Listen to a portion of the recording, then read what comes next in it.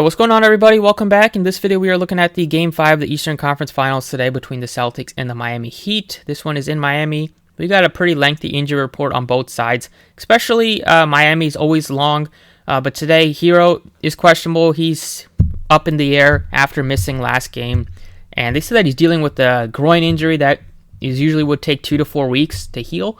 That could be why he's playing poorly. He's not hitting his threes. That's definitely probably affecting his jump. And then Marcus Smart on the Boston side is also questionable, as well as Robert Williams. I expect Williams to play. I mean, he only played 18 minutes last game, but he played very well. They didn't need him to play more because that game was another huge blowout, like we've seen throughout the postseason. But Marcus Smart, that injury is definitely something to monitor because we know with ankle injuries, they tend to swell up the next day. So that's probably what happened with Smart. Wasn't able to play last game.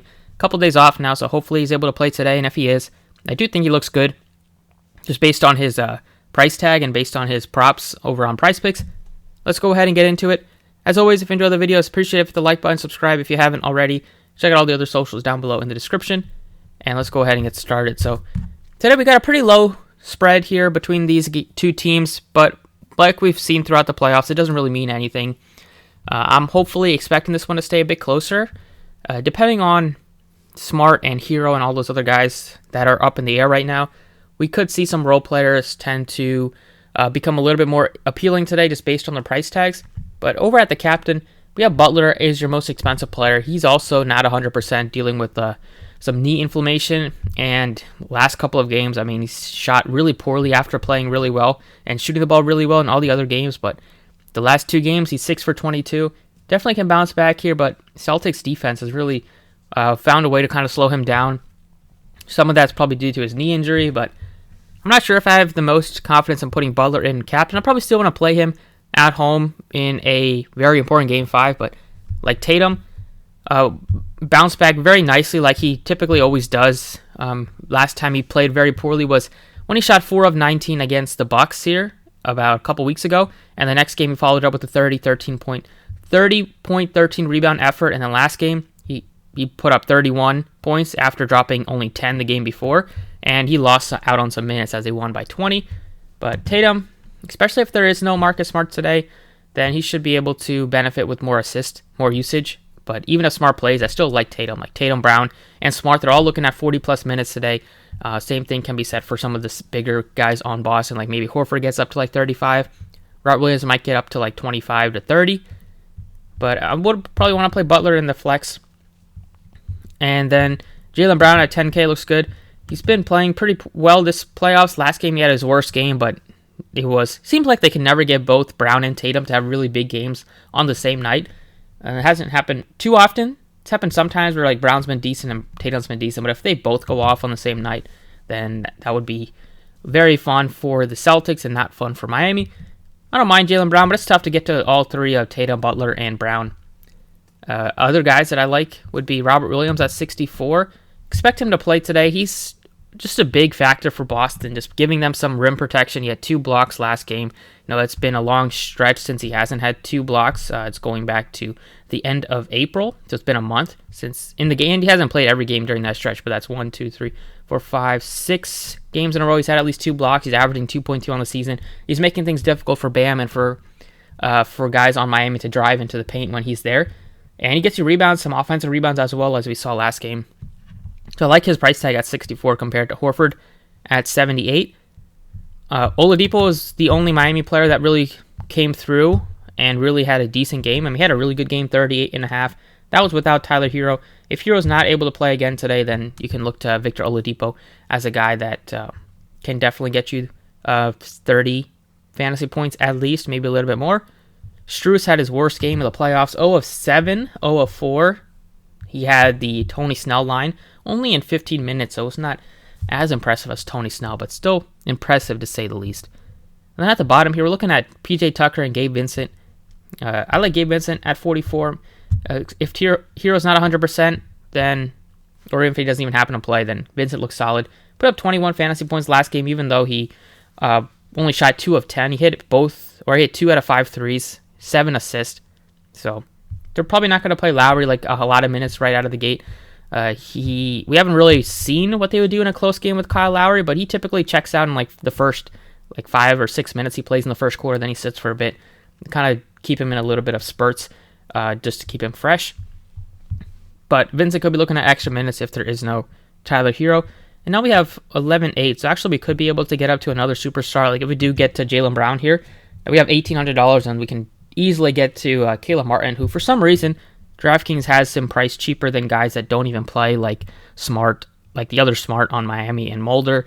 And he used to be like 1K. He's priced up a little bit now to 1.8K, but he still is a good value. If they don't have Hero, then we saw Martin play some extra minutes. Some of those did come in garbage time, but he's typically been around that 10 to 15 minute range throughout the playoffs, and can play a little bit more if he is playing well. So this is one build that I do like. You get Smart. I mean, you don't get Smart, but you get Tatum as your captain, Butler, Brown mixed in, and then on this Boston side, you get, besides Tatum, you get Robert Williams as an anchor in terms of rebounding and getting you some easy putbacks and getting you some blocks. And then on the Miami side, you get Butler and a couple of role players.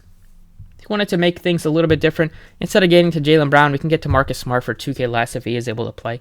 And now we have $2,000 to work with. We can get up to, instead of Gabe Vincent, we could get up to Tyler Hero if he is able to play today. And that would be like the only pivot I would make. So that would be one if Hero is able to play, which he said he's pushing to play. And at home, we've seen Hero have some of his better games. He typically does feed off of that energy.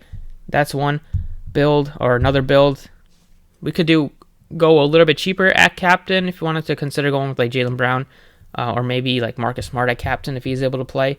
Putting in Tatum, putting in Butler. I don't like playing Bam when Robert Williams is in. If Williams happens to get ruled out, then I like Bam, but Bam hasn't done anything against Robert Williams this series. Now we have $4,800 left.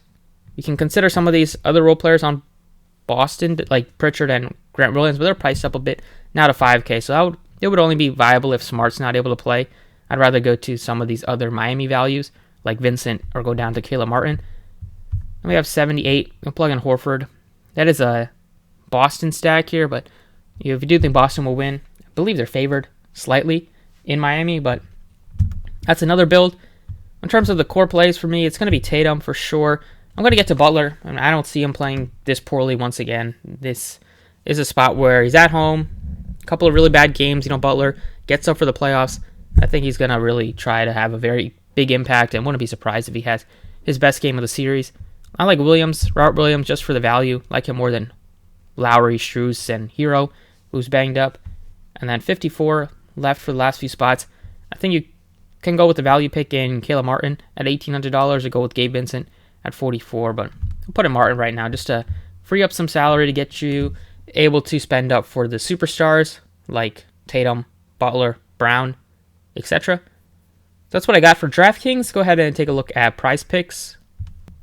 So over on Prizepicks, they don't have the complete board out yet. Like, we don't have the role players up yet with Hero and some of the other guys like Strus. Or Strus is on here, but we don't have Hero. We don't have like Pritchard and Derek White and all those guys. So I'm looking at the points prop board. Tatum at 27.5 looks solid. We saw him drop 31 last game, but these games have been lower scoring, so I don't like taking the overs on some of these big point totals for these guys, because we've seen some of these games in the series be like right around 200, a little bit under 200, like in the 190s at times. So if I was going to take anything, I like the points, rebounds, assists, because low-scoring games lead to more rebounding as teams continue to miss shots. So that's why we've seen a lot of rebounding props hit this series. I do like Robert Williams a bit at 8 points. I like Marcus Smart if he's in at 13.5, but I like their PRA a little bit more. The assist board, Smart at 6 assists looks really good if he's able to play. He's really handling the ball. He hit that in 4 games in a row that he has played. That's be my favorite one in terms of the assist. The rebounding, I got a couple. Jaylen Brown is greened out here. Didn't even play much. He lost minutes last game, but he still got you 7 rebounds in the blowout. He's gotten you at least 8 rebounds in all the other games in this series. So he's really crashing the glass. We saw him benefit by these lower scoring games in terms of just getting more rebounds. So I love Jaylen Brown. Another one is Robert Williams at only 6.5 rebounds. Like, in only 18 minutes, he got you 9 rebounds. So there's a chance he will only play like low minutes in the 20s. So you probably want him to continue to get those rebounds. But he also got a lot of rebounds with Miami, just having 4 points in the first 8 minutes of the game. And that's Smart. I like his over on 3.5 rebounds, but I like the PRA because, Smart can get you assists, get you rebounds, get you some points. So a little bit safer, only 22.5 PRA. If Smart is able to play, I like that one a lot. So take the over on that one. I like the over on Robert Williams, 15.5. We saw him hit this in 4 of the last 5 games that he has played. He gets you easy looks at the basket, gets you offensive rebounds.